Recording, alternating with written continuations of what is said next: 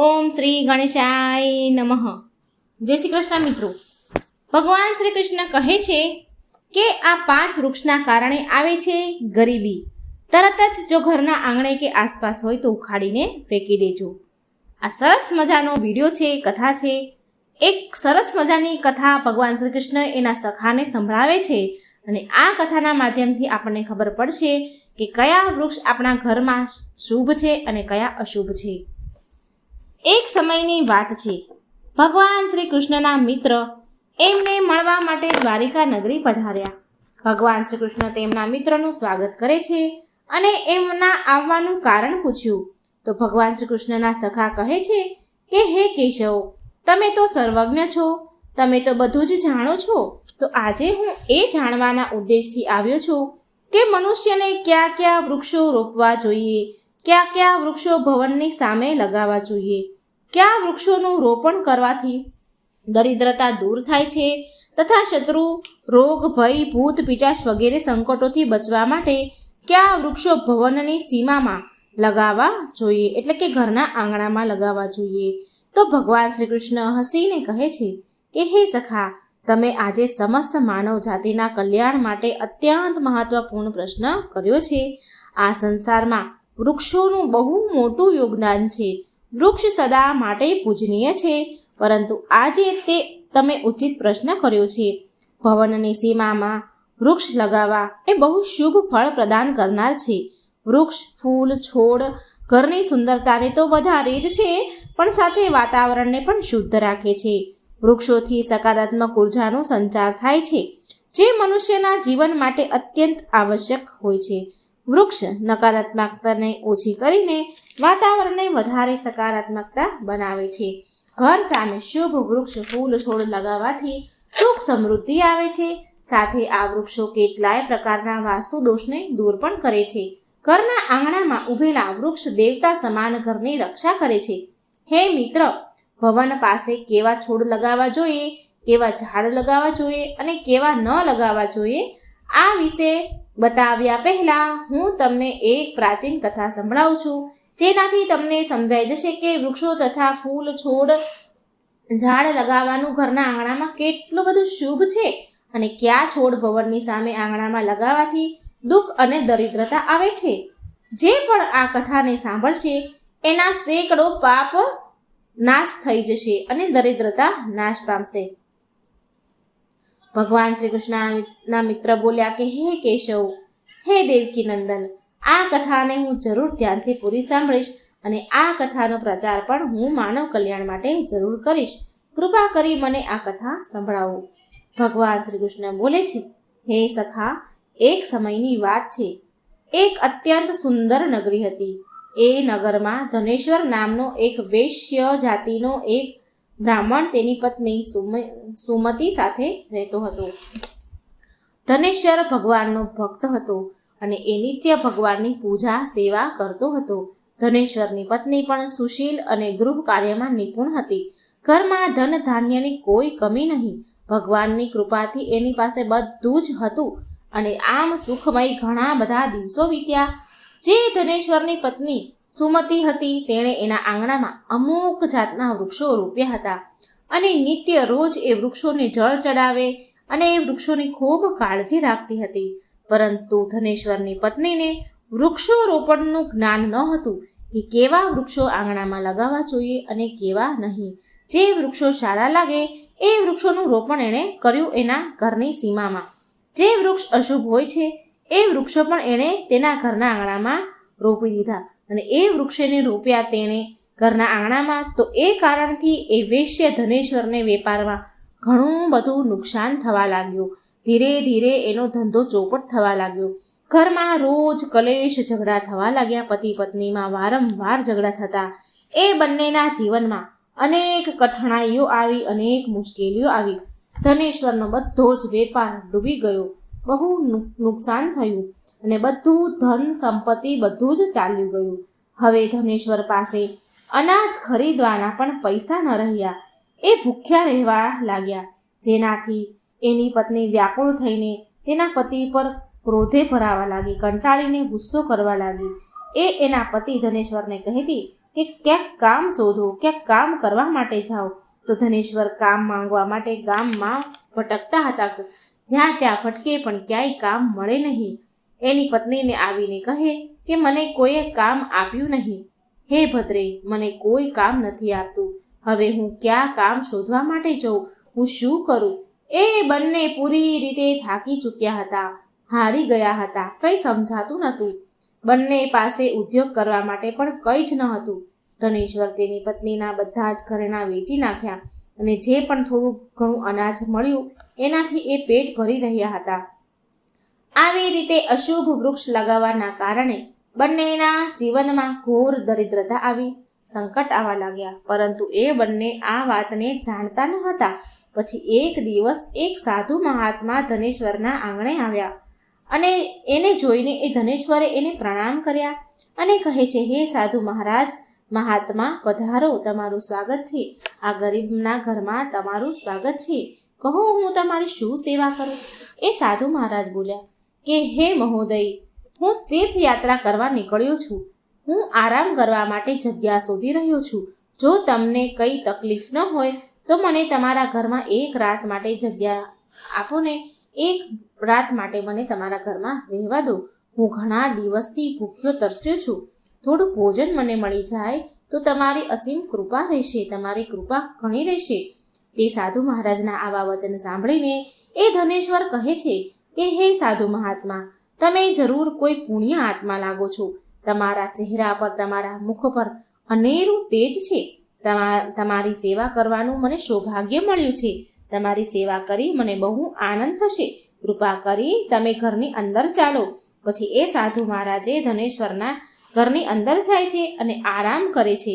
હવે ધનેશ્વર એ સાધુની બહુ સેવા કરવા લાગ્યો, પરંતુ એની પાસે અન્નનો એક પણ દાણો નહીં ઘરમાં. શું જમાડે સાધુને? એની પત્નીને કહે છે કે હે પ્રિયે, આજે જે આપણા ઘરે સાધુ મહાત્મા આવ્યા છે એ બહુ પુણ્યશાળી દેખાય છે અને એ બહુ દિવસથી ભૂખ્યા પણ છે. આપણે એના માટે જમવાની વ્યવસ્થા કરવી જોઈએ. હું ગામમાં જાઉં છું, કોઈ પાસેથી થોડા પૈસા માંગીને લાવું છું. જો કોઈ મને આપે તો પૈસા માંગીને આવું. આમ કહીને ધનેશ્વર ગામમાં એક શેઠના ઘરે જાય છે અને એ શેઠ પાસે થોડા પૈસા માંગે છે અને વિનંતી કરે છે પૈસા આપવા માટે. પરંતુ એ શેઠ ધનેશ્વરને પૈસા આપવાની ના કહી દે છે અને કહે છે કે તારી પાસે તો ફૂટી કોડી પણ નથી, કંઈ કામ ધંધો પણ નથી. તું મારા પૈસા કેવી રીતે પાછા આપીશ? એટલે ધનેશ્વર બોલ્યો કે હે શેઠ, કૃપા કરી તમે મને થોડા પૈસા આપો. હું જલ્દી તમને પાછા આપી દઈશ. જો હું તમને પૈસા ન ચૂકવી શકું ને તો તમે મારું ઘર લઈ લેજો, પણ મને થોડા પૈસા આપો, મને ખૂબ જરૂર છે. ધનેશ્વરની વાત સાંભળીને એ શેઠને થોડી દયા આવી અને શેઠે તેને પૈસા આપ્યા અને કહ્યું કે ધનેશ્વર, જો મેં તને પૈસા તો આપ્યા છે, પણ જો મને પૈસા પાછા ન આપ્યા તો તું જાતે જ તારું ઘર મને સોંપી દેજે. ધનેશ્વર બોલ્યો કે હે શેઠ, હું વચન આપું છું કે જો ધન હું પાછું ન આપી શક્યો, તમારા મેં ઉધાર લીધેલા પૈસા જો હું પાછા ન આપી શક્યો તો હું તમને સામેથી મારું ઘર સોંપી દઈશ. પછી ધનેશ્વર એ શેઠ પાસેથી પૈસા લઈને બજારમાંથી દૂધ, દહીં, લોટ, ચોખા, ચા, ખાંડ, બધી જે અનાજ ભોજન બનાવવા માટે જે પણ સામગ્રીની જરૂર હતી એ બધી જ ધનેશ્વરે ખરીદી અને ઘરે આવે છે. પછી એની પત્નીને કહે છે કે હે પ્રિયે, આ લે, આ જમવાનું બનાવવાનો હું સામાન લઈ આવ્યો છું. આની રસોઈ બનાવ. સાધુ મહારાજ માટે સરસ ભોજન બનાવ. પછી ધનેશ્વરની પત્નીએ ભોજન બનાવ્યું અને એ સાધુ મહાત્માને ભોજન પીરસ્યું અને જમાડ્યા, પ્રેમથી જમાડ્યા. આવી રીતે ધનેશ્વરની ભક્તિ અને નિષ્ઠા જોઈને એ સાધુ મહારાજ બહુ જ ખુશ થયા, બહુ જ પ્રસન્ન થયા, પેટ ભરીને જમ્યા. જમી લીધા પછી સાધુ જતા જતા એ ધનેશ્વરને કહે છે કે હે ધનેશ્વર, હું તારી ભક્તિ અને આદર સન્માનથી ઘણો ખુશ થયો છું. તારી જે પણ મનોકામના હોય મને કહે, હું જરૂર પૂરી કરીશ. ત્યારે એ ધનેશ્વર બોલ્યા, હે મહાત્મા, તમારો આશીર્વાદ જ મારા માટે બધું જ છે. પણ હું તમારી પાસેથી એ જાણવા માંગુ છું કે કયા પાપના કારણે મારે ઘોર દરિદ્રતા ભોગવવી પડી રહી છે. અમે તો ભગવાન વિષ્ણુની ભક્તિ કરી છે, તો પછી અમારા જીવનમાં દરિદ્રતા કેમ આવી? આનું શું કારણ છે? અને આ દરિદ્રતાને દૂર કરવા માટે મારે શું ઉપાય કરવા જોઈએ? પછી એ સાધુ મહાત્મા બોલ્યા કે હે ધનેશ્વર, જ્યારે હું તારા દરવાજે આવ્યો, તારા આંગણે આવ્યો હતો, ત્યારે જ મને ખબર પડી ગઈ હતી કે તારા જીવનમાં ઘોર દરિદ્રતા અને સંકટ છે. કેમ કે તારા ઘરના આંગણામાં જે વૃક્ષ છે એ જ તારી દરિદ્રતાનું કારણ છે. માટે તે એ વૃક્ષોને હટાવીને એની જગ્યા પર શુભ વૃક્ષો છોડનું રોપણ કર. તારી પત્નીએ તારા ઘરની સામે, તારા ઘરની આંગણાની સીમામાં જે વૃક્ષ રોપ્યા છે એ વૃક્ષોને કારણે તારી આ દુર્દશા થઈ છે. ધનેશ્વર કહે છે કે હે સાધુ મહાત્મા, કૃપા કરીને મને કહો કે ઘરની સામે કયા વૃક્ષો લગાવવા જોઈએ જેનાથી ઘરમાં સુખ સમૃદ્ધિ આવે. એ મને વિસ્તારથી કહો, હું તમારો બહુ આભારી રહીશ. પછી એ સાધુ મહાત્મા બોલે છે કે ઠીક છે, હું તને શુભ વૃક્ષો વિશે કહું છું જેને ઘરની પાસે લગાવવાથી શુભ ફળ મળે છે. માટે તું ધ્યાનથી સાંભળ. હે ધનેશ્વર, કોઈ જળાશય એટલે કે કોઈ નદી તળાવ પાસે જળાશયની નજીક જો પીપળાના વૃક્ષને રોપવાનું આવે અને એનું જે ફળ મળે એ સેંકડો યજ્ઞ સમાન હોય છે.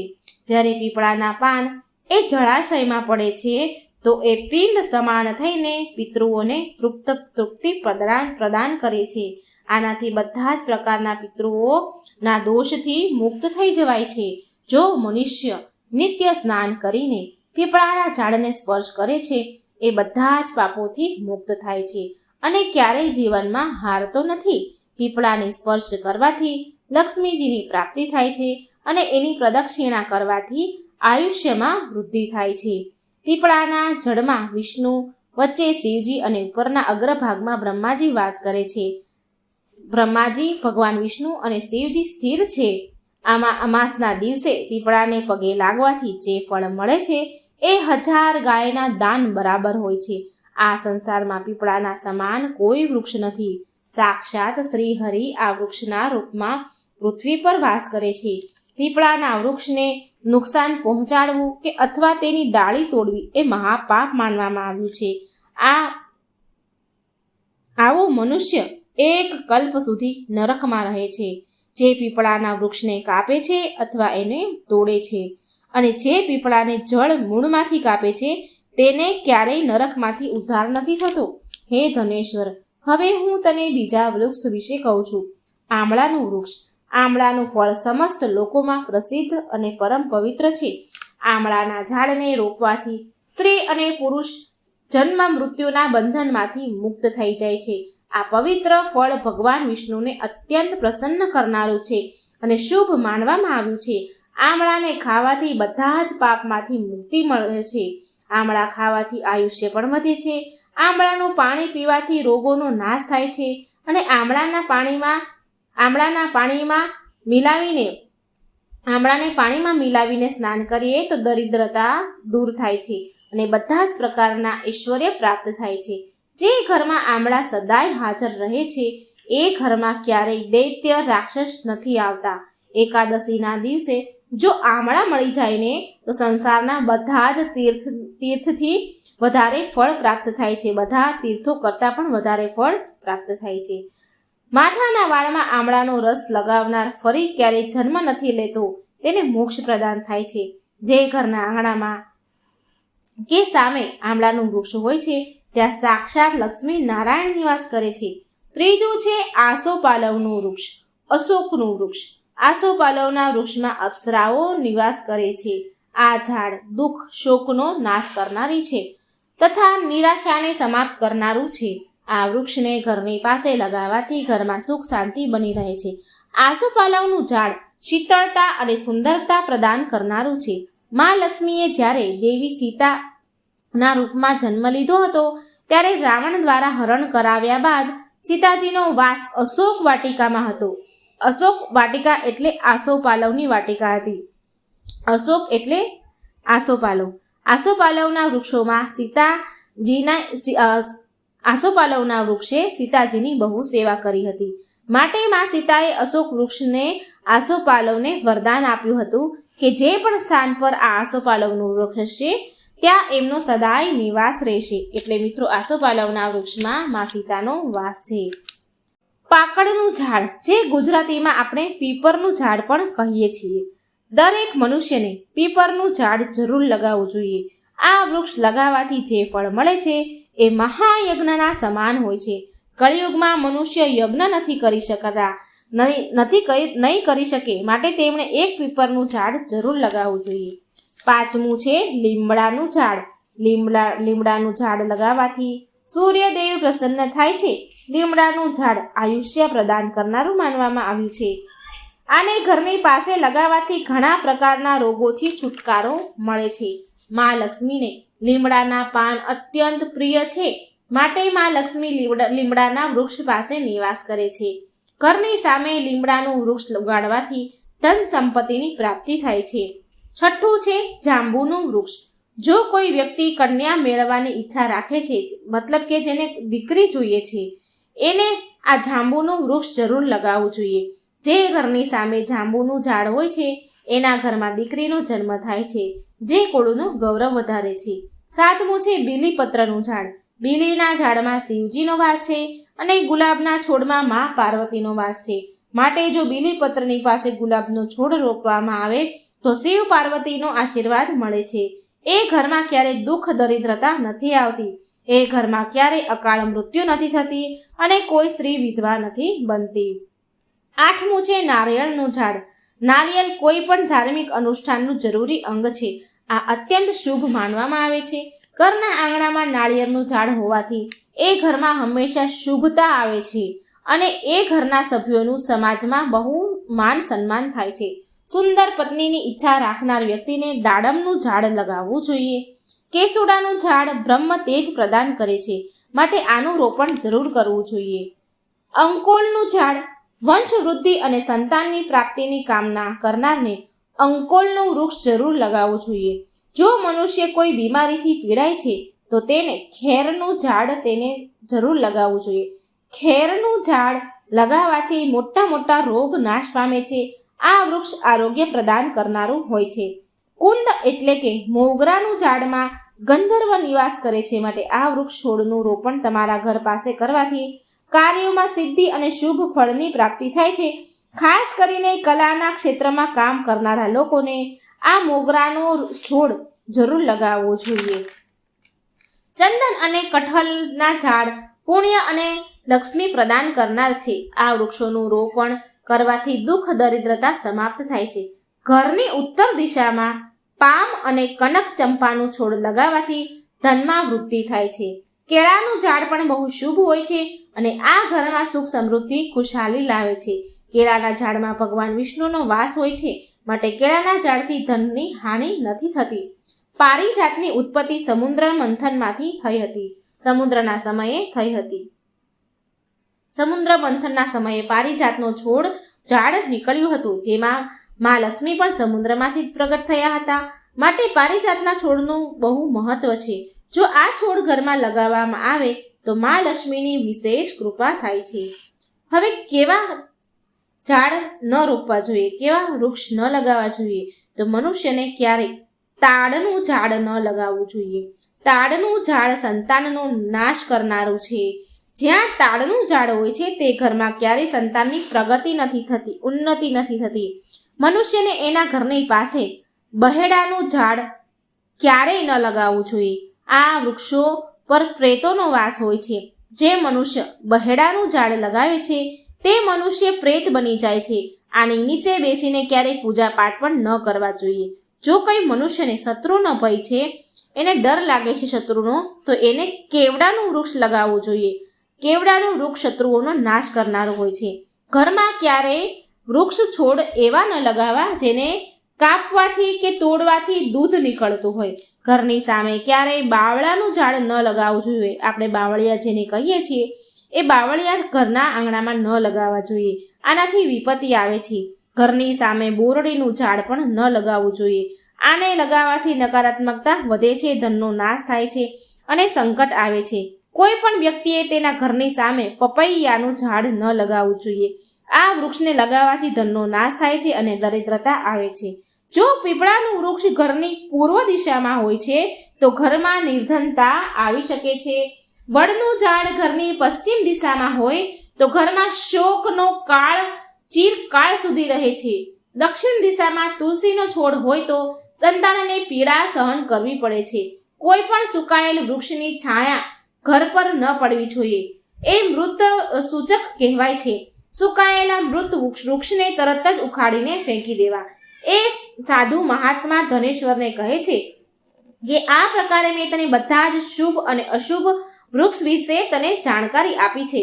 માટે તું આ શુભ વૃક્ષોનું રોપણ કર અને અશુભ વૃક્ષ તારા આંગણામાંથી કાઢી નાખ. શુભ વૃક્ષો રોપ, જેથી ભગવાનની કૃપા તને મળશે. ધનેશ્વર બોલ્યા કે હે મહાત્મા, તમે મને આજે ઉત્તમ જ્ઞાન આપ્યું છે. તમારા ખૂબ ખૂબ ધન્યવાદ. પછી મહાત્મા સાધુ ધનેશ્વરને આશીર્વાદ આપીને એ સ્થાનથી અંતર ધ્યાન થઈ ગયા. સાધુને અદ્રશ્ય થતા જોઈને ધનેશ્વર અને તેની પત્ની બહુ આશ્ચર્ય પામ્યા અને પછી એમને થોડી વાર પછી ખબર પડી કે આ તો સાક્ષાત ભગવાન વિષ્ણુ તેમના ઘરે આવ્યા હતા. પછી ધનેશ્વર સાધુ મહાત્માને કહ્યા અનુસાર તેના ઘરના આંગણામાં અનેક શુભ વૃક્ષનું રોપણ કર્યું અને તેનાથી તેને ટૂંક સમયમાં બહુ ધન લાભ થયો. તેનો ધંધો ચાલુ થયો. એમાં એને ઘણી પ્રગતિ થઈ અને તેની દરિદ્રતા દૂર થઈ જાય છે. ધનેશ્વર અને તેની પત્ની ભગવાન વિષ્ણુને ધન્યવાદ કરે છે.